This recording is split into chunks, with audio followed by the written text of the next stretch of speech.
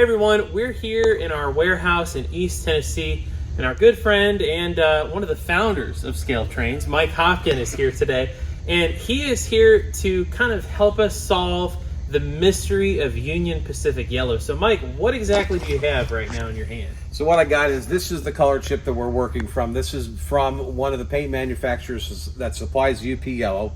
And when you compare it to our model, you're going to see that the color matches very well. Currently, we're looking at it under fluorescent light, which is the way most model railroads are lit.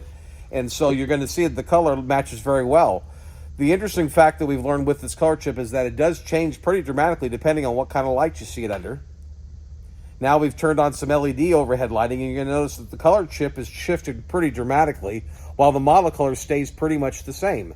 We found the same problem when it's viewed in outdoor lighting as well. And so the challenge that we have, obviously, is that color is very subjective. So what we've done is we've chosen to match the color chip that we have, match it under fluorescent lighting, which is where most model railroads are going to be viewed.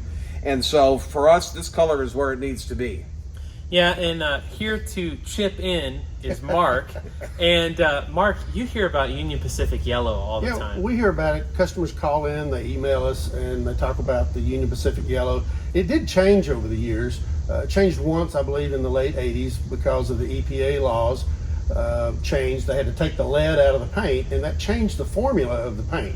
So what we have here is the modern UP Yellow, post-1987, and it does change.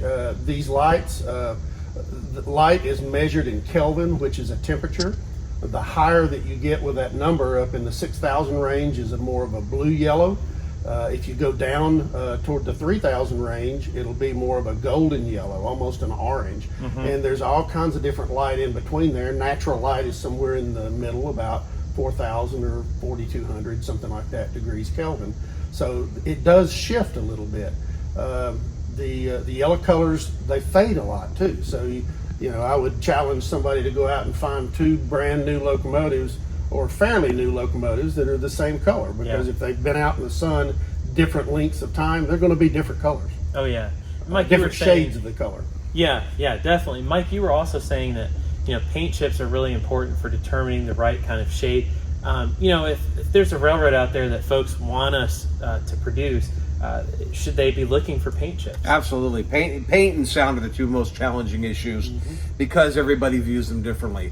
For us, if we've got a paint chip, that's what we're going to match, because color is so subjective.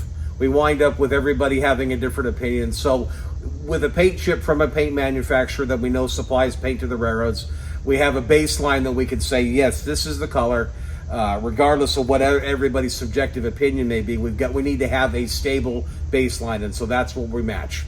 So the next time you're running your Union Pacific Rivet Counter ES44 GEVO, just know that this paint chip is what it was matched to. So thanks everybody for tuning in.